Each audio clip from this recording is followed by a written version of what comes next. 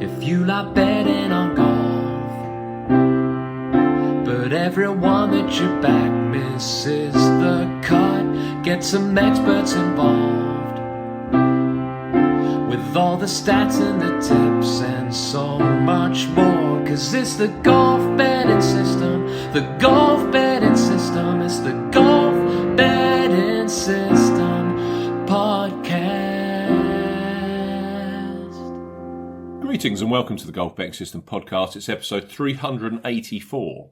This is our 2026 Arnold Palmer Invitational and Joburg Open tips podcast.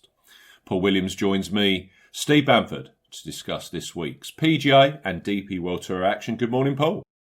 Good morning, Steve. This podcast is for listeners of 18 and above. Please be gamble aware. You can visit gambleaware.org for more information. And of course, please bet responsibly. Visit our world famous golf betting system website where we have in-depth betting previews for both the API and the Joburg Open. Paul has been in the stats lab pulling together this week's data. We have Bay Hill strokes gained rankings. We've got detailed course form, player form and combi sheets for all of the action, and that includes the Puerto Rico Open on the PGA Tour. There's new and old predictor models for all three events as well. All of our content is available completely free of charge. There is no paywall or registration required. On X, I am at Bamford Golf. Paul is at Golf Betting. We are both on Bluesky. Search for Steve Bamford and Paul Williams. Subscribe to the Steve Bamford Golf YouTube channel where this podcast is available each and every week. Now, you guys as listeners power this podcast, so we need your 5-star reviews on Apple Podcasts. As ever, for those of you who leave a review, I read them out at the start of a future show. I say this every week. Leave your name and where you are in the review. Now, this one's come from Tommy G. And Tommy's in Savannah, Georgia, United States of America. Thank you, Tommy G. Entitled, "The Pod Was Missed Deeply at the Genesis." Hello, chaps. It is Tommy G ringing in.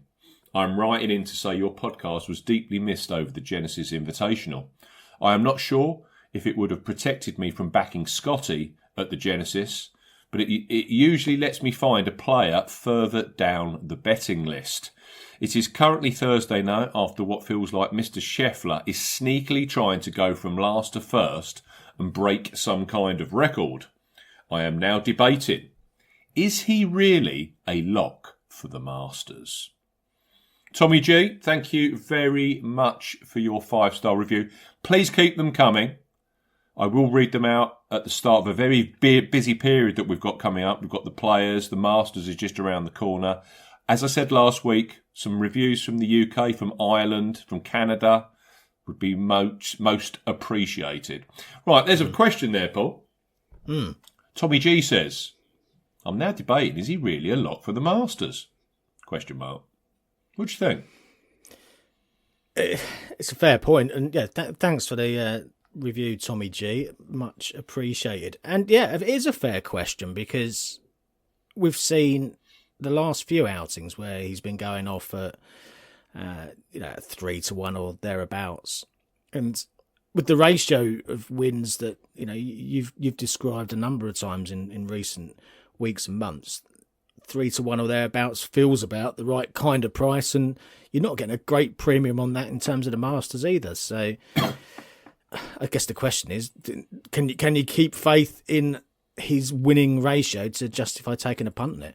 Well, the recent starts, the recent Thursday performances would suggest you've got to have a question mark about it. And, is that something that's got into his head a little bit now? It's got to be mental, isn't it? It's been 3 tournaments on the trot. Well, we'll find out this week, won't we? If he goes out there and shoots a 60 whatever in the first 62 day, and leads by 3 after Thursday, and we all pack our bags. Yeah, maybe more of a question or more of an answer for Tommy is perhaps, well, you don't back him pre-event at 3-1. You wait and see how he starts, because if he isn't tailed off, if he isn't having a disastrous start, if he seems to be swinging well, if he seems to be putting well, then you dive in, because his last 54 hole performances over those 3 events have been fantastic. Yeah. But yeah, I don't know. Again, Barry's away this week, so it's a shame we can't ask him, but his views pretty much, what we've echoed over the last few weeks and months, which is if conditions aren't perfect for Scotty, if there are variables involved or other factors maybe that are playing on his mind a little bit, then perhaps he isn't the world beater that we know he can and has been over the last recent past. We do know, though, he's now moving on to surfaces he prefers much better than West Coast Poana. Well, yes. He does like a bit of Bermuda or a bit of Bermuda overseed, doesn't he? Is it 11 of his 20 wins have been on Bermuda or Bermuda Powerseed greens? Yeah, that is my fear as a man that's backed him on his last 3 outings at 3-1 or 130. Yeah, and if he wins this week, and we kind of get that. Poana's a tough surface anyway because of the way it grows, particularly over on the west coast, and there are vagaries with that. It can be really quite bumpy and inconsistent, and that is the kind of thing that that is the kind of variable that potentially does play on Scotty Scheffler's mind. So yeah, I can see that. But we'll find out a lot more this week. It will be with this big run of events coming up, as you say, the Players next week, and then moving up towards the Masters. If he appears to have overcome that and is hitting his straps again, then the answer to Tommy's question is probably, we may have to bite the bullet and back him. But plenty of time to come yet. Thank you for your 5-star review, Tommy G in Savannah. Sounds a lovely spot. I bet it's hot in the summer down there, mate. Ijaja. Right. Paul, do you want to quickly, before we get into last week's action, do you want to quickly run the listeners through the 2026 Majors competition sponsored by Bet365? Because I know we're kind of almost within a month of the competition closing on the first tee of the Masters. So give a quick synopsis for our listeners. Yeah, it will start to ramp up in terms of the entries. So what we want from you guys are 4 different names, one for the Masters, one for the PGA Championship, one for the US Open, one for the Open Championship. And we want you to send us those names either by email or via social media on X or Facebook or Bluesky. What we'll do is we'll collate every entry and we'll allocate points based on the dollar earnings for your chosen player for the chosen major championship that you've selected them for. It's effectively a one and done, so you need to choose 4 different names. And then we will collate an overall leaderboard of every entry and allocate winners based on the performance at the end of the Open Championship. So we'll have a first prize of £150 or currency equivalent to the winner of our league. £75 to the second, £25 to the third. Dead easy to enter because literally all we need are the 4 names, one for each of the majors. And send them over to us. Free to enter. Cash prizes. What more could you possibly want? Apart from names of the 4 winners, of course. That'd be nice, yeah. Talking of winners, I actually had a winner last week. I mean, I'm still in shock. It happens very irregularly. And it wasn't Scotty Scheffler at 5-2, which was my last victory at the BMW Championship. It was Nico Echavarria. And as is our want on the Golf Betting System podcast, of course, there's a twist in the tale because you were on Shane Lowry. You couldn't make this stuff up, could you? No, you can. Look, congratulations first and foremost because couldn't make it up. You picked Nico for the right reasons.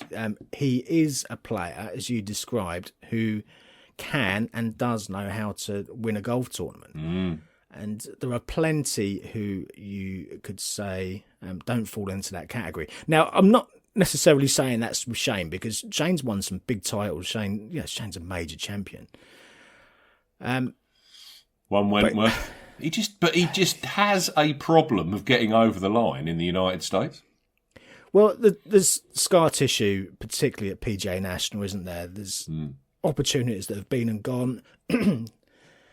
But for me, he'd won that golf tournament, and you listen to him in an interview, he was absolutely shell-shocked afterwards because you got a guy who's coasting along 3 clear, trading at 1.03 I saw at one point. So, 33 to 1 on. That's with the exchanges. I expect it was 100 to 1 on or thereabouts with some of the bookies. Smiling, chatting with Austin Smotherman, wasn't he? His playing partner. Yeah, didn't seem to have a care in the world. And they wheeled the family out, walking along the side of the fairways, ready for the big celebration at the end, and then bang! It just shows you one shot in this game can with a 3-iron. Yeah. Well, as he described, he tried to get too much out of his 3-iron, but it was an awful shot, straight in the water. And to his credit. The up and down from the bunker to make double, yeah. Yeah, I mean, that was an incredible bunker shot for double. And he's still, after that, 4 to 1 on to win the golf tournament. Nico on the 17th, super lucky to get away with his shot into the par 3 there. Thought it was in the water, just caught the fringe and left him a 10-footer, which he makes, which that, I think, is to the point of a player who can and does get over the line because you embrace those opportunities when they arise and take full advantage, which is what he did. But yeah, Shane again, water on 17. His head was absolutely melted by that point, wasn't he? It is a shame Barry's not here because I know Barry was on Shane as well, so it would have been nice to have got his view. Perhaps he'll give us a couple of seconds on it next week. The Kleenex would have been out for the both of you, wouldn't they? Yeah, it's. That's the way golf goes. There were correlations there, and people were making it to Martin Keimer at Abu Dhabi years back, where he had that tournament, completely under his control and let it slip. The only correlation between those two events is that I was on both of the players, so perhaps it was me. But yeah, that's why people listen to this podcast. Yeah, that's it. That's why people listen to this podcast. Just for the pain. Look, I'll reinforce the point that you picked Nico for the right reasons, and that ultimately that was a great pick. So well done. Painful start for me. Hideki in Phoenix, and then Shane last week. Hopefully third time lucky when I get a player who looks like they're absolutely going to walk a tournament and actually does. That'd be good, wouldn't it? I check 12 data points for my selections. Off the tee, approach, around the green, tee to green, putting, current form, total stroke gained. And I look at them across the 8 weeks, 8 events, and I also look at them the week before. Nico Echavarria, he has won at 125 to 1 in Puerto Rico in 2023. He's won the 2024 Zozo Championship at 250 to 1. He's now won the Cognizant Classic in 2026 at 70 to 1. And across those data sets, he has only ticked the box in 1 across all of those wins. So across 12 data sets, 36 data sets, he's only ticked in my box 1 of the 36 data sets on those 3 wins. That's why you get such huge prices on Nico Echavarria. Yeah, you do, and you need to look at his recent form. But he missed 3 of his previous 4 cuts, something like that. But the other one was a top 10 in that stretch, and it's all or nothing. He talked in interview afterwards about missing the cut the previous week. Yet on his Friday round, he'd hit every green in regulation. Yeah. So in his mind, even though he'd missed the cut, and I think he said... On the number, he either told his coach or his wife, I forget what he said now. But, he said, well, I'm swinging the ball okay. I'm hitting every green. I'm going to go and win next week at PJ National. And it's that kind of positive mindset, that self-belief that can set a player apart, I think. And yeah, one of those that you've just got to consider, and one that rarely pops up as you describe on the stats, because the inconsistencies will drive the average performance of each of those stats down to a level where you can readily ignore it. Yeah. And in the I am trying new things to try and become more regular in terms of my winners. So I was quite pleased that my flexibility worked on Echavarria. Yeah. Because 3 months ago, I wouldn't have picked him. And then you'd have been, why didn't I pick Nico Echavarria? Just to take this forward now. President's Cup this year, this is Team International as it stands. Matsuyama at 1. Sorry to mention him again. Siwoo Kim at 2. Minwoo Lee at 3. Nico Echavarria jumps to position 4 in the qualification. Jason Day, Corey Connors. Then captain's picks. Ryan Fox, Adam Scott. From the DP World Tour, Jaden Shaper, who's clearly won a couple of events in South Africa. Nick Taylor. Taylor Pendrith. Rio Hitsatsune, who I got a decent each way payout on a few weeks ago. Just outside, Aldridge Potgieter. Hao Tong Lee, who's just withdrawn from the Puerto Rico Open because he's first alternate at Bay Hill. Sung Jae Im. And one young South African talent called Casey Jarvis, who's now won twice on the bounce on the DP World Tour. What did you think to Casey's performance? Now a South African Open champion as well. Well, yeah, we're seeing a bit of this, aren't we? This is the third time now that we've seen multiple winners in this, relatively short start to the DP World Tour that goes back to late November, early December. So yeah, Patrick Reed, Jaden Shaper, and now Casey Jarvis. Yeah, and all three of them were certainly Reed and Shaper. Jarvis to a lesser extent because the points that he's earned from those two wins haven't been quite on the same level as the other two. But those three guys are in fantastic position for securing a PGA Tour card for next year now.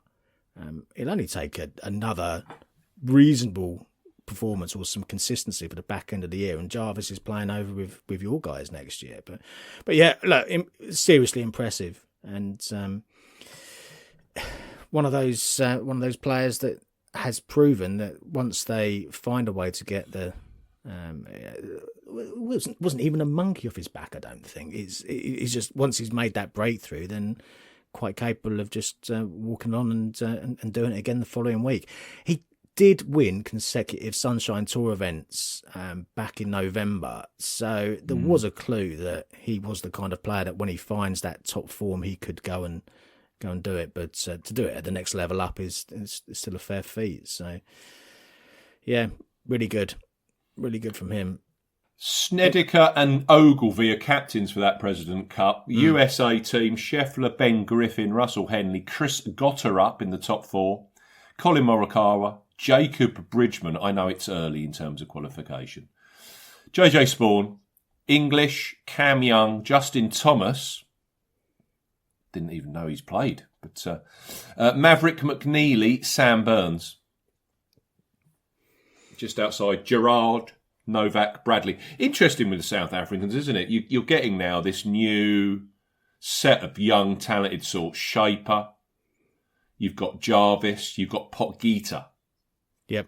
And you just think to yourself, this new wave of young South African talent is going to be the replacements for the Schwarzels, the Oosthuizens, can't even say it, the Oosthuizens and the Brandon Graces of the world. Yeah. Yeah. I didn't mention George changing of the Coates there, guard. by the way. Yeah. There's some talented lads who aren't afraid to go and win, and perhaps the performances of Shaper at the back end of last year had given the likes of Jarvis the confidence to think, well, I can win, and not only can I win, but if I want to go and win the following week, I can do exactly that. There's nothing to stop me. Why shouldn't I? And as you say, changing of the guard in terms of the top level of South African golf. Right, we're going to cover this week, just for the listeners, clearly the Arnold Palmer Invitational. We're also going to cover the Joburg Open. If I do pull together any fancies for Puerto Rico, I will social media them out and just tag them to the bottom of my Arnold Palmer Invitational later on Tuesday. I haven't even looked at it yet. And as Paul knows, there's about 39 field change. I just noticed that Adam Long's been added to the field. I mean, it's the usual high quality stuff in Puerto Rico. Hao Tong Lee's first alternate in the Arnold Palmer Invitational, so he's clearly thinking, all I need is one withdrawal, and I'm in the field. Yes, they're already through the first batch of alternates for Puerto Rico onto the second batch of names. So it's always the same, isn't it? It's yeah, you know who's going to be called up soon, don't you? Tommy Gainey, he's coming. Omar Urest is sitting by the phone. Omar's sitting by the phone. He's ready to go. Arnold Palmer Invitational, always a highlight on the PGA Tour. Short signature event field in terms of its depth. I believe it's 70, is it? Or 72? 72, yeah. 72 players. And it is a cracking field, you have to say. I'm just scanning down, and your long shots are Brian Campbell, Daniel Bennett, don't know who he is, Jonathan Vegas, Andrew Putnam, who let me down hideously last week, and Billy Horschel with Lucas Glover rounding off the bottom six in the field. It's a decent, high-quality field, $20 million prize fund as we get at all of these signature event levels events. Bay Hill Golf Club is where we're at. It's clearly Arnold Palmer's. It was his base. It was his baby. He had an office here. His whole business and golf enterprise was run out of here. And Orlando, Florida, and well known for players, just popping along, having lunch with him, talking to him. I think Arnold Palmer was one of the most revered players in professional golf, and it's a shame, but the story lives on with the tournament in his name. The golf course is a 7,466 yard par 72. I categorise it as a Florida type golf course, which clearly means water in play everywhere. This course, though, it's not quite as severe as PGA National last week. 9 of the 18 holes have water hazards in play, and a lot of the holes are actually quite tree-lined when you look at photos of this place. So I actually categorise it as classical in nature. And in terms of the scoring, I know Scotty Scheffler won at 15 under a few years ago, and you think, mid-score, but actually he won by 6 shots. So, it was 5. I think second was at 10 under. This tends to be a technical test. And what I mean by that is 11, 10 under might win. Even single digits on some occasions. Yep. Now, that tends to be if the wind howls. But what they also do here, they actually let the golf course become a beast. So it's long. Some long par 5s. There's 3 inches of rough, which is Celebration Bermuda overseeded with perennial rye. The greens are huge, 7,500 square feet. They are Tiff Eagle Bermuda grass. But they don't tend to overwater this golf course. So you get firm, fast putting surfaces. And that's all you need to start slowing scoring on the PGA Tour or any tour. Yeah. I can't foresee that being any different this year. There has been very, very little rain in the Orlando area through January and February into March. There doesn't look like there's any in the forecast for tournament week. So really, the precipitation that's put on this golf course, the amount of moisture that's put on this golf course is clearly going to be at the hands of the grounds crew, which excites me. I think we're going to get a golf tournament where grinding and short game and making par and not aiming for flags sometimes on many holes where you're literally aiming 25 feet from the flag and 2-putting and making a par actually adds value. We didn't see that at Pebble Beach. We didn't really see it at Riviera because it was too soft. I think this week you're going to get it. Looking at the forecast, there is literally no real threat of rain above 25% throughout the tournament week. And I'm just looking at the wind forecast, because this can get very, very strongly affected by gusting winds up to 35, 40 miles an hour. I'm actually seeing it quite calm. 10 to 15 Thursday, 10 to 15 Friday. Amazingly enough, 10 to 15 on Saturday. And it calms down actually on Sunday. But what I am noting here, Paul, is it's 4 to 5 degrees Celsius warmer than it was last year. So 29 on Thursday and then 30 degrees Celsius across the rest of the tournament. So this grass, the agronomy is going to cook. So I think it's going to be good. I still think that if you've got a 10 to 15 mile an hour wind on this exposed golf course and you've got greens that are releasing, I would not be surprised to see 10 to 12 under winning it. Yeah, it is that kind of test. And that, to me, is a perfect sort of warm-up for both the players and the Masters in a month's time. It's major type golf, I think we're going to see this week. And the cream tends to rise, doesn't it? Yep. Okay, anything you want to add about the course or the field or anything in general? No, I don't think so. I think you covered it quite nicely. But yes, it is nice to see. It would be nice to see a decent test. To be fair, PGA National I know there was a lot of conversation about it before. It still presents a challenge in places, but I think this ratchets things up a notch from last week. So yes, let's hope for an exciting finish with one of our players the right side of the line. Take Scotty Scheffler out of the equation. If you actually look at form, you look at Russell Henley that won here at 60 to 1. Russell Henley last year won this.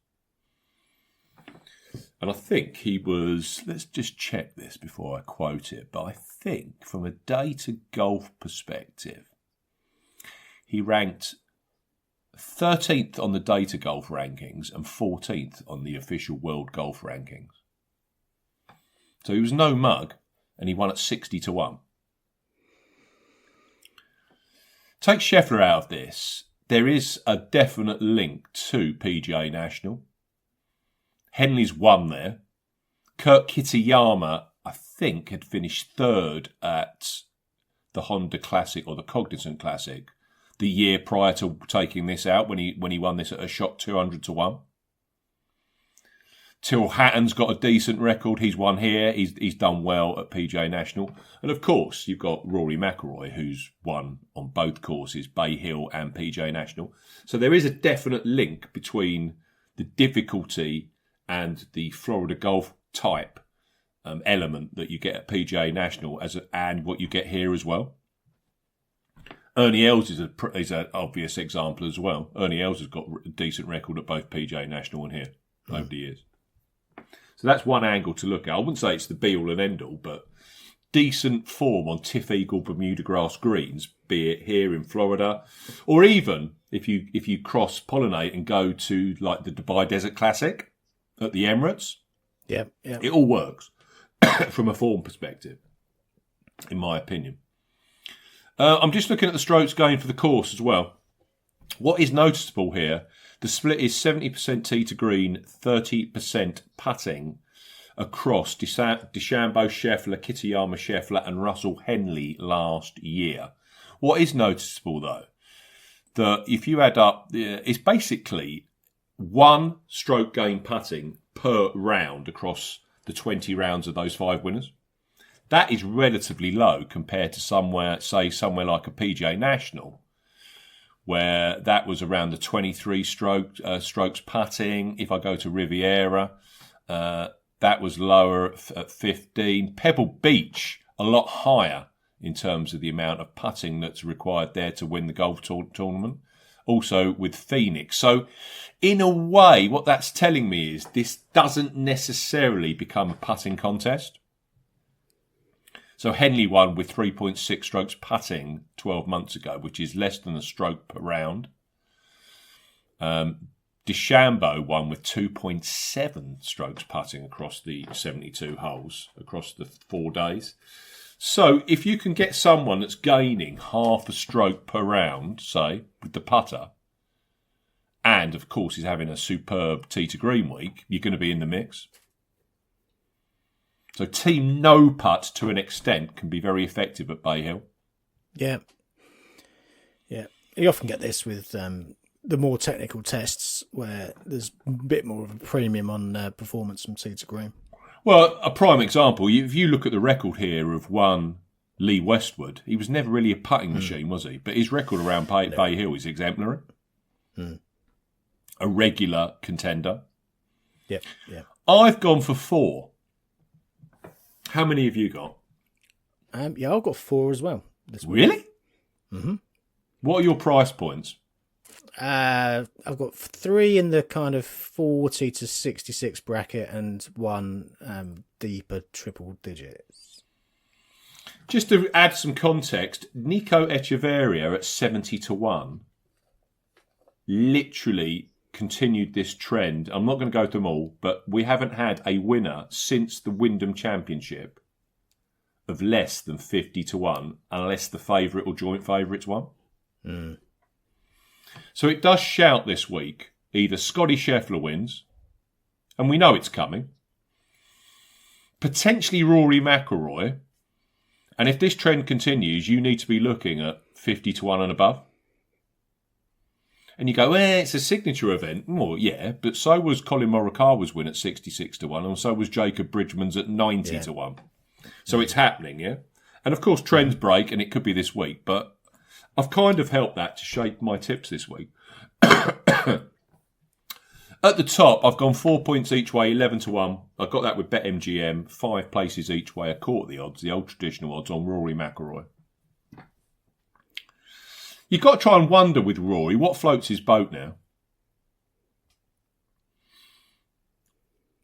I think he's seriously into this indoor golf they play. Is it TGI or whatever they call it? Yeah, TGI. Yeah. Loves that. That seems to be something he's seriously into. They're talking about taking that around the world now. They're also talking about building a facility on the West Coast so they can play West Coast, they can play Florida, they can take it around to other nations. But what floats his boat now in terms of achievements? So he's clearly done the Grand Slam. I don't think it was really a huge shock that he was right in the battle at Riviera because he'd never won at Riviera. And these are the kind of things that, as a pro of his stature, you're trying to tick off, aren't you? It's events, it's courses that you can just add to your legacy. Yeah. Tiger had never won at Riviera and Rory's never won at Riviera to this point. So I don't know. In a way, you look at Tiger's career, he won here, was it 7, 8 times over the years? Yeah. Scotty Scheffler's won it twice. Matt Every's won it twice. Whisper it. Rory's won here once. So actually, becoming a dual winner at something like this, I think that's the kind of thing that might turn him on. Clearly, next week, we've got the Players' Championship, and we know that I think it was Scotty Scheffler a couple of years ago. Wasn't he the first to ever defend the Players' Championship? Yeah, I remember there was a narrative around that when we were discussing it. I just think that these 2 weeks for Rory, it's something he's going to be seriously into. I thought 11 to 1 was a good price based on the fact that he was 14 to 1 at Riv. Yeah. So he's finished T2 and they've just kind of taken 3 points away from his price for the week. And I love the strokes gained analysis that you pull together for these tournaments. It's fascinating with there's a link from my preview to it. Just go to the homepage on Golf Betting System and you can just click on strokes gained analysis. Scheffler sits at 2.58 strokes gained per round around here. Now, that's 20 rounds of golf. McIlroy 2.13, and that's across 40 competitive rounds around this place. The next best, and I expect a few will be on him this week because he has been showing a little bit, Jordan Spieth 1.69. Yeah. So he clearly loves the course. The course suits him. I know it isn't a power course, but the thing that Rory is doing at the moment, he's changed back to blades for his irons and he's absolutely flushing it. 4th and 3rd for approach, 11th and 3rd for ball striking, and 3rd and 1st for tee to green across Pebble Beach and Riviera on his last 2 outings. So I've taken the 11-1. BetMGM, Rory McIlroy. He's generally just looking. What is he? He's like 8s and 9s. Yeah, there's been some money from overnight, so 9-1 would be the general price. I think there's a little bit more if you shop about or we go for the enhanced win only prices, etc. No one's in that kind of bracket. You can see what's coming here. PW a mile off. No one is touching Scotty Scheffler, and he wins. You just see it, can't you? Yeah, he'll drift out. He'll be 4-1, just over maybe at the start and in places, and then go and win it. My next selection, bearing in mind I've gone 8 places each way across Bet365 with my final 3 selections, is at 40-1. So do you want to? Are you filling that gap at all? I've got one at 40s. Yeah. Go on, then you go next. I can have a slug of tea. Yeah. Jake Knapp I've backed at 40-1. And if you want a hot golfer, yeah, really, it is purely on the back of his excellent, and it can only be described as excellent form since his return to golf. So I'm seeing 11th at the Sony, 5th at the Farmers, 8th at Phoenix, 8th at Pebble, 6th at Riviera. Strokes gained putting 4th over those last 2 outings as well. So the putter's working, he's striking the ball nicely. The only point that you could pick, I think, that might put you off is that he finished 57th here on debut last year. But if you look back a year ago when he played, he'd won in Mexico 2 weeks before. He was 4th the week before at PGA National. So I think he was entitled to be a little bit tired. Well, also it was a step up, wasn't it? He wasn't used to signature event golf at that point. Yeah, he'd literally just joined the parade to a certain extent. But you can't say that now because his recent form has been at signature event level. Yep, absolutely. So he's stepped up a level in terms of his overall capability. Rested this time, so didn't play last week. 6th Riviera on his previous outing. So he's coming to this much fresher than he was last year, and I think he can continue that form. And yeah, you got the guys at the top, which are undoubtedly a threat. And if one of those guys wins, then taking some each way money out of Knapp, I got 40-1 on him. Seems like a reasonable strategy to me. Jake Knapp ranks 2nd in the last 8 events for strokes gained current form. Well, yeah, it's madness, it's isn't consistency. Yeah, it is that consistency. He's just been churning out these kind of top 8 finishes or better over the last few weeks and months. To put that into context, Scheffler 1, Knapp 2, Bridgman 3, Matsuyama 4, Shane Lowry, Rory McIlroy T5. He's mixing it with the elite of the game. Yep. Interesting selection. And, of course, he's got that PGA National link, as you described. So yes, he can play for all the golf courses. I've gone for someone a similar price point. I got 40-1, 8 places each way with Bet365 on Min Woo Lee.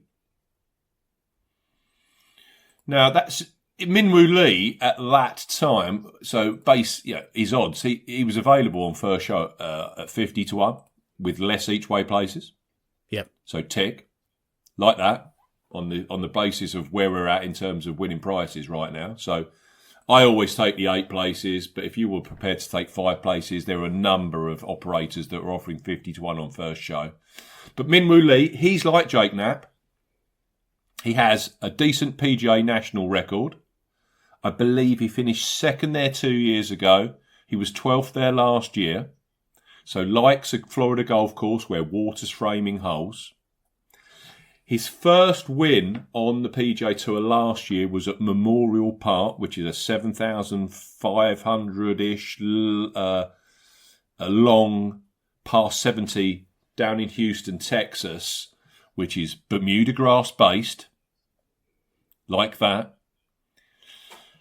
We've mentioned him already in terms of its President's Cup year, and as ever, you're seeing lots of internationals at the top of leaderboards. Of course, Echavarria won last week.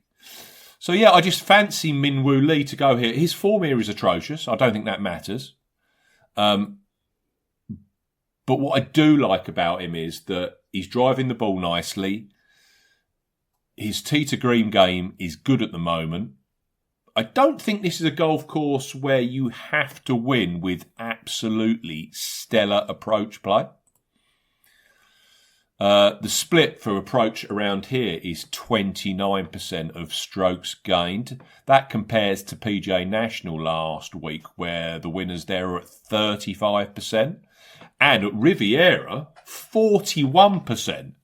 So if you're driving the ball well, around the green and scrambling here is going to be massive.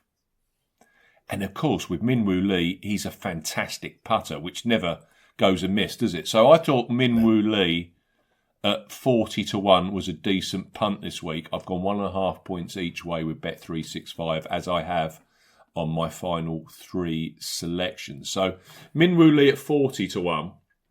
There is an elephant in the room. That elephant in the room is one Rory McIlroy. Not Rory McIlroy, Shane Lowry. So Shane Lowry, I know people have already been mentioning this on social media and whatever, saying that Lowry's finished, Lowry's Martin Kaymer, Lowry's never going to win again. I don't know. I'm a romantic. I mean, it burnt me last week again with Tom Kim. I think Tom Kim he could be in the bin soon, Tom Kim, for me, in terms of betting him. But Shane Lowry, all I think is 2024, listen to this. So 2 years ago, Shane Lowry was the 54-hole leader at the Cognizant.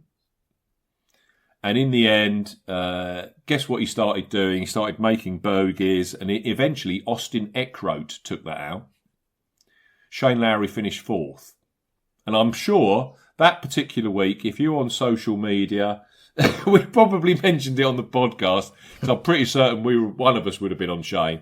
That Shane Lowry, he can't win, he's this, he's that. He then turned up at Arnold Palmer Invitational the week later. This is 2 years ago. And he shot a opening round 65. He was first round leader. And he then co-led across 36 and 54 holes and eventually finished in fourth spot. So he's quite, I don't know, this will go one of two ways. Either Shane will finish 77th or Shane will be on the pace. So I just thought, bearing in mind, I've already described it, that he's fifth in terms of strokes gained current form across the last eight events. So he's clearly in very, very good nick. He's also in fourth spot in terms of my tee to green numbers over the last eight events. And he's also in the top 10 for strokes gained putting over the last eight events. So I'm on Shane Lowry, 45-1. I got 8 places each way with Bet365 on Lowry. Where are you at, Paul? Yeah, I've got 2 in that kind of bracket. I can't go there again. There's too much immediate scar tissue. There's too much immediate scar tissue for me to be going back in on Shane. I'll be interested when we get a chance to chat to Barry later in the week when he's resurfaced from Barcelona, whether he's going back on Shane this week. But I suspect he probably is. We shall see. Anyway, for me, I've backed 2 in that kind of bracket. Justin Rose, I've backed at 55s. We've talked about this before. He's 4th in the world right now. despite the vagaries of the world ranking system, that does suggest that he's playing some good stuff. He's around 25th in the betting this week. And this is a guy who won at Torrey Pines a few starts ago, second here in 2013, third in 2010, 3 more top 10s here, including last year. And Justin Rose is being almost dismissed as an also ran, so I'm having none of that. I'm backing him. I'm also backing Sepp Straka at 66s, which I thought was a good price on Sepp. This is a bit of a nod to your Nico pick last week, because it feels like a similar kind of bet in my mind, in that he's a kind of player who we know can actually find a way to win a golf tournament. And when you put that together with the fact that he was second at Pebble not so long ago, he was 5th here last year as well, there's enough to like for me to take a chance on Sepp Straka. Bermuda is undoubtedly his best Yes. best surface. We've known that for years, haven't we? Well, yeah, and it kind of puts his performance at Pebble into some context as well. So, you know, moving from what is a relatively alien surface to one that he does perform on better would be it seems to be a positive to me. So yeah, I'll be fascinated to see how he goes this week. Sepp Straka. We say that Rose is like McIlroy; he picks his targets. My imagination, he's never won at Bay Hill. No, he hasn't. But yeah, he's had some near enough finishes. Of course. Yeah, second in 2013, as I say. Sponsored by MasterCard. It all fits perfectly, doesn't it? Mm. Another one. I think it'll go well. Justin Rose won at Bay Hill. Just It another wouldn't thing for surprise his you, would it? legacy. Yeah, it doesn't feel out of place in any shape or form to me. Yeah, I like that. Last one for me. He's a player that's kind of gravitating. I've already mentioned him on the podcast.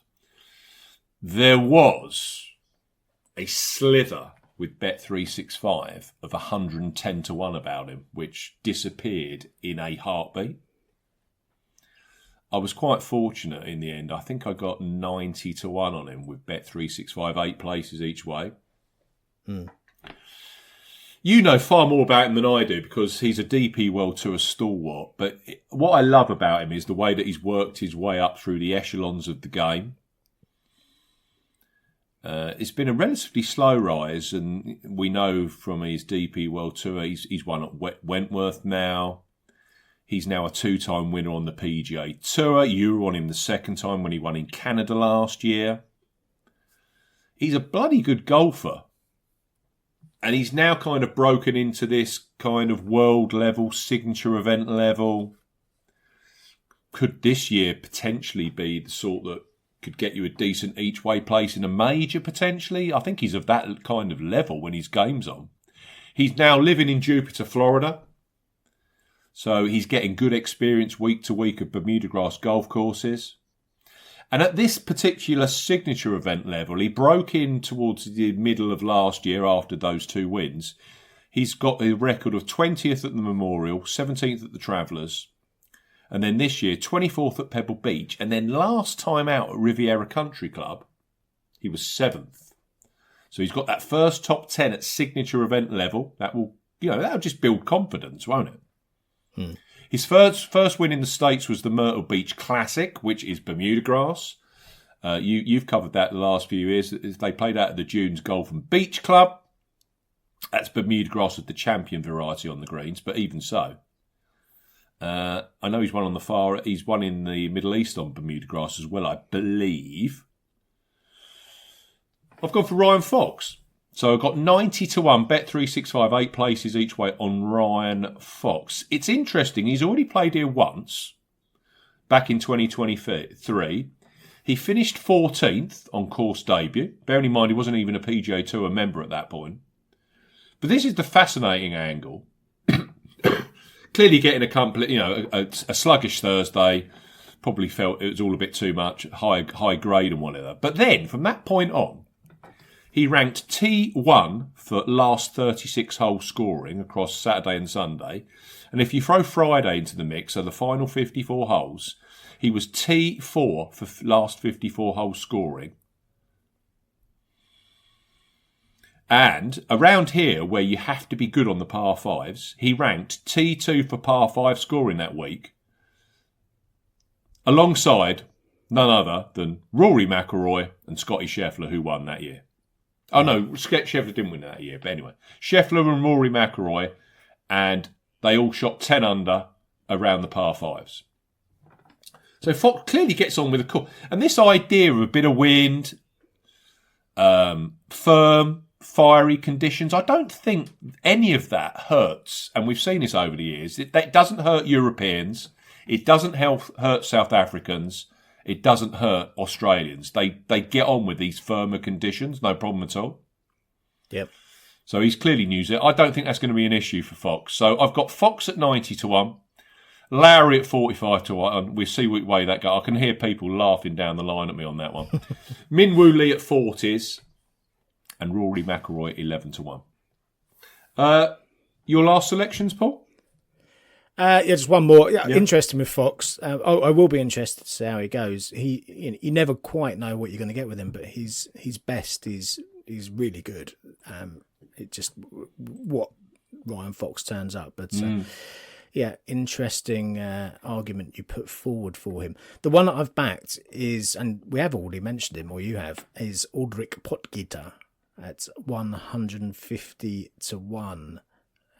Who has this lure of the President's Cup to work towards this year. Long, talented sort, and I think he'd go well. Last year, when he won the Rocket Classic, he came in to that event off form of miscut, 6th on his previous start, then won. So one of these players who just was kind of meandering along, found something, and then converted. His current form line reads miscut, 60th, 5th last time out at Riviera. He was 5th for strokes gained putting last time out as well. So if he were to repeat that feat and again just go, contending performance or much improved performance, then bang, then I think 150-1, which is still widely available out there when we record, is worth taking. So yes, Potgieter for me, alongside Rose Straka and Jake Knapp. Is it the 4th or the 6th where DeChambeau tried to drive the green across the water? Yeah. Well, and with some success as well. I think it's the 6th, isn't it? Yeah, it's the kind of horseshoe shaped one, isn't it? I'd love to see Potgieter go for that. Well, he's long enough, mate. Take the Bryson line. It's the Bryson line, yeah. You can bring that hole down to its knees if you can pull the shot off. You get it horribly wrong, then maybe not. Brilliant, right? Love those selections. Let's hope we have a decent week on the Arnold Palmer Invitational. Always one of the highlights on the PJ Tour. Really, really looking forward to the Sky coverage over here in the UK. Right. There'll also be coverage, Paul, on Sky of the Joburg Open. Take it away. There will be. Yeah, final part of our 3-leg stint on the continent of Africa. Another one of these co-sanctioned affairs, so there's a mix of DP World Tour and Sunshine Tour players here in attendance. Jaden Shaper has been backed into favourite overnight, so when I wrote my preview yesterday, Patrick Reed was the general favourite, but Jaden Shaper 10-1 now, best price. Patrick Reed 11-1. Angel Ayora 12-1. Henny Duplessis, Casey Jarvis, the very much informed Casey Jarvis 14-1. Francesco Laporta 22-1, 30-1 bar those players. So a very similar looking field to last week, just with the omissions of the likes of Dean Bemester and Brandon Grace, who were both in attendance at the South African Open last week. Other than that, very, very similar field. We are at the Houghton Golf Club, and it's the 4th time in succession this week. So if you're flicking through using the event stats or the combi stats pages for the Joburg Open, then do consider that the final or most recent 3 years are the most relevant in terms of course form anyway. It's a 7,241 yard par 70. It's a parkland track. It dates back to the 1920s originally, but it had a Jack Nicklaus update, a bit of a renovation back in 2019, just to bring it up to modern day standards. It is played at altitude, and the Joburg events always are, so you need to consider that. It brings the yardage down a bit. We've only got 2 par 5s, but we've also got 4 sub 400 yard par 4s, which with the altitude are very much attackable. Greens are bent grass. They offer a fair amount of resistance, actually, the greens. They're fairly tricky. They're fairly undulating affairs. So in terms of the protection for the course, that tends to be one of the key facets. Now, the fly in the ointment this week could well be the weather. Just looking at the forecast, I'm seeing thunderstorms. Well, when I wrote, again, it's changed a little bit since yesterday. So when I wrote my preview, it looked like Friday, Saturday could be plagued with thunderstorms. It now looks like Thursday could have some thunder in it too, and there may well be rain on and off over the weekend. So I sincerely hope not, but do prepare yourself for some delays, and dare I say it, if there's any lengthy delays, then perhaps we'll see it chopped down to 54 holes, but hopefully not. Hopefully we can get through all 4 rounds. Outside of the thunderstorms, light winds, temperatures into the mid-70s Fahrenheit, so with a soft course it should be pretty scoreable, I think, this week.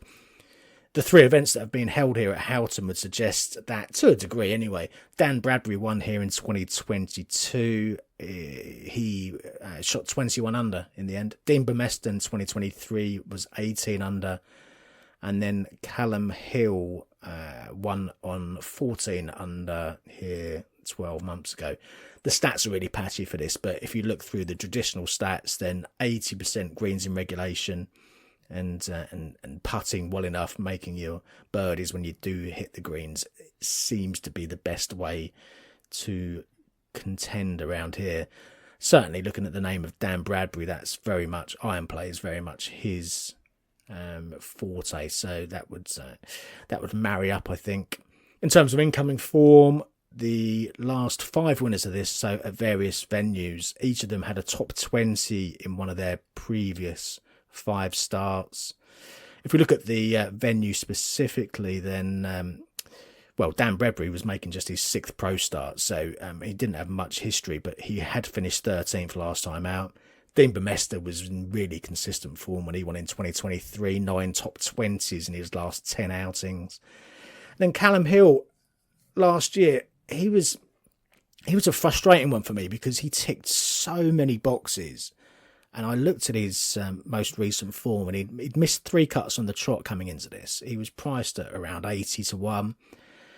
I left him alone, but he had finished 17th before that at the Dubai Desert Classic. That's Rolex Series level, 6th into Sunday there. So there had been signs of some form despite the 3 missed cuts. And I left him alone, and he went and won at 80 to 1, which was super frustrating. But so if you're looking through current form, then some semblance of the top 20 this calendar year would be a good starting point, I think, if you were to go down that route. Event form from our winners is really mixed. Dean Burmester had 4 top 20s at the Joburg Open, various venues prior to winning. Bradbury and Hill, our other 2 Houghton winners, were both making their debut, so not much to pick out of that, I don't think. Overall, it is a relatively sparse analytical test this week in terms of what we've got to dig through. So we're going to have to go with a leap of faith in a lot of instances. But yeah, we're kind of used to that on the DP World Tour, aren't we? I've gone with 4 this week. Just before I go through them, Steve, have you got any selections just so I know where I've got one selection. He's quite big. Right, okay. He's at 80 to 1. Cool. I'll bring you in at the appropriate point then. I've gone with 4. We've got multiple winners, as we know. in attendance here. Reed, Shaper, Jarvis. We've touched on all of them already this podcast. All of them short prices. Of the other shorties, Iora, Duplessis, both of them talented sorts, but 14-1, no bargain. I couldn't quite get there with them. The only one I could get to out of the top 6 was Francesco Laporta. I took 20-1 with 7 places. There's 22s out there right now with fewer places, so choose your poison in that respect. But I think this could be Laporta's time. 3 Challenge Tour wins for the Italian. I think he may well just about be ready to take that next step and become a DP World Tour winner. In Kenya, he shot rounds of 66, 64, 65, 65. That was a tie for 4th. Then he was 2nd last week at the South African Open. So he comes into this off the back of form of 4-2. And if you look through his history on various levels, then he does seem to be the sort who, once he finds his form, can maintain it for a short, sharp burst of a few weeks and then drift off again. He won twice in the space of 3 weeks back in 2019. That's a good example of that. So perhaps he can cap a strong third week, or be three strong weeks with a win here. I think there's extra incentive for him because I think he'd dedicate his win to his friend and compatriot Andrea Pavin, who I'm sure we all saw had that horrific elevator accident last week. So during his performance, and bear in mind he finished 2nd last week, Laporta was visiting his friend in hospital between the rounds last week, and just to make sure that he was on his road to recovery. And it seems like the prognosis is pretty good. So I think that'll give him a lift, and I wouldn't be surprised, as we know the way that professional golf goes, there's often a story that underpins the winners, and I wouldn't be surprised to see Laporta go and take this forward and get the title in as a nod to his mate in his recovery. 19th here last year. I think he goes seriously close.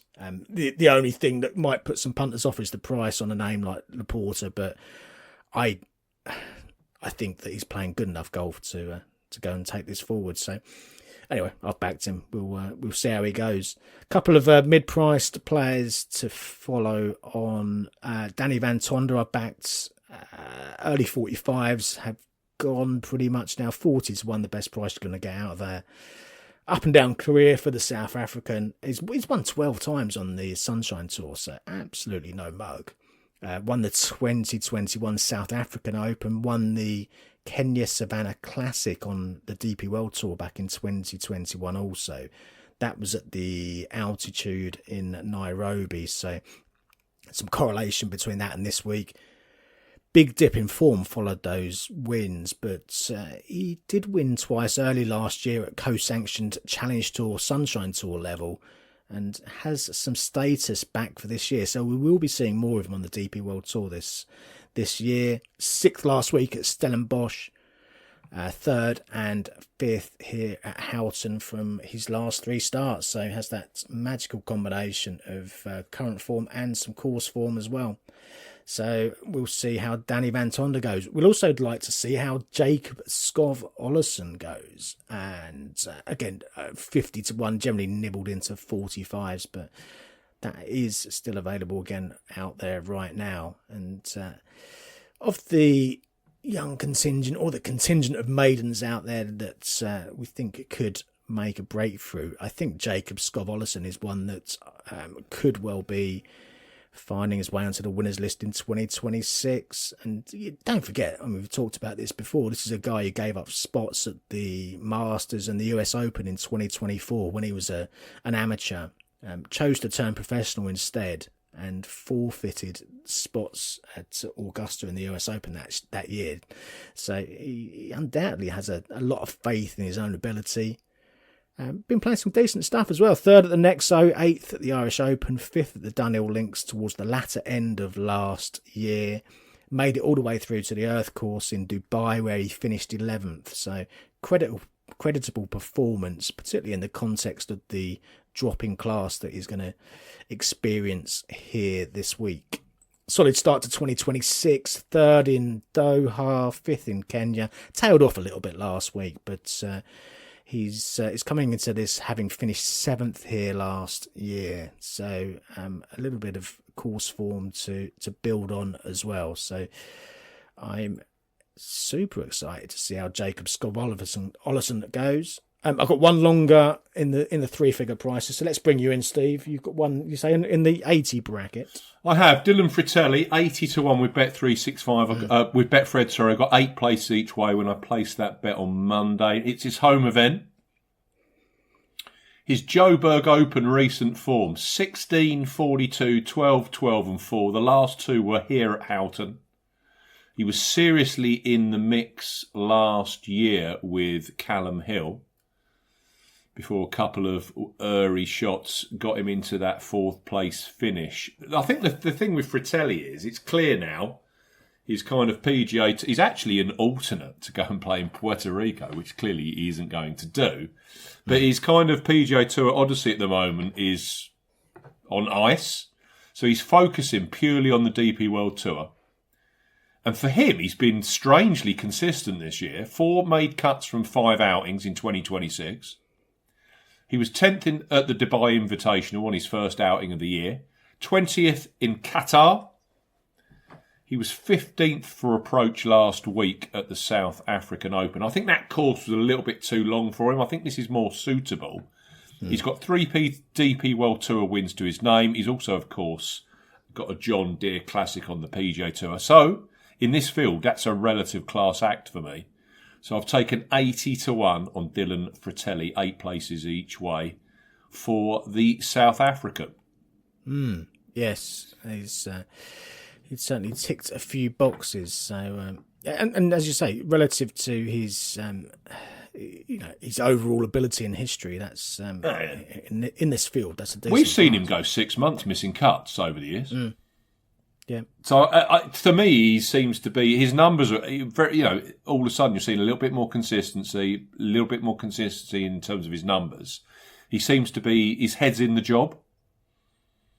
Seems relatively happy, yeah. So I thought that was a decent price on Fratelli.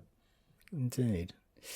We shall see. The other one I've backed is Hayden Porteous at 150-1. I took that with Ladbroke, 7 places. So, and again, that's still about first thing on Tuesday morning here. So a bit of a blast from the past. It used to be someone that I backed a fair bit, maybe 10 years or so ago. But he's only 31 now, and he was a young lad when I was backing him. He won this event back in 2016 at Royal Kensington. He's still attached to the club there, and lives and was born and still lives in Johannesburg, so knows the area around here very, very well. He won the Czech Masters back in 2016 as well. We were on board that week. There's a little bit of altitude there in Prague, on the outskirts of Prague, so he doesn't appear to have any challenge or issue at all with the calculations that are required when he's playing at altitude. So that's a positive to this for this week, I think. One on the Sunshine Tour in September. It's gone right off the ball again career-wise, but seems to be on the upsurge again now. One on the Sunshine Tour in September. He was runner-up at that level again for his first outing in 2026. And then he was 6th last week at the South African Open. So on his best form, I think he's well capable of getting into the paying places, or even better potentially here. So I thought 150-1 was well worth taking, and that's me. So Porteous, Jacob Scott-Ollison, Danny Van Tonder, and Francesco Laporta. Dylan Fratelli for me. I hope your bets go well, Paul. Yeah, best of luck, Steve. Best of luck to you. Best of luck to listeners. A decent week of golf. If there is anything in Puerto Rico, there's a couple of players I'm half tempted to have a bet on. Just to put it out there. Here are the odds of the last few winners in Puerto Rico for the listeners. If this is going to help place bets. Phillips 80-1, Garnett 150-1 off a Corn Ferry start. Echavarria, my friend, 125-1. Ryan Brame, 70-1. I think that came off a Corn Ferry. Brandon Grace, 20-1. it's not really encouraging me to bet Rasmus Højgaard at 11-1. It's those little nuggets, Paul, that you can find lower down, I think. Yeah, potentially. So if I do put anything out there, just check. I'll put that out on social media if I have any selections to add. Right, Players' Championship next week, Paul. Can't wait. I won't say it's the fifth major because it isn't. And it always winds Rory up when Americans ask him, reporters, is it the fifth major? He goes, no. No, it's not. It's not. Yeah, no, very much looking forward to that. We're off to Cheltenham on the Tuesday, so we're going to try and get our podcast out earlier next week, aren't we? So it may well hit your inboxes or social media or whatever a little bit earlier next week. So we're recording on Monday and broadcasting on Monday, and I believe Barry is back. So if that doesn't get you tuned in, I don't know what does, really. If you got this far on YouTube, please press the like button and, of course, subscribe to the channel. Press the 5-star button on Spotify, and we'll see you next week for the Players' Championship. Goodbye. If you like betting on golf, but everyone that you back misses the cut, get some experts involved with all the stats and the tips and so much more. 'Cause it's the golf betting system, the golf betting system, it's the golf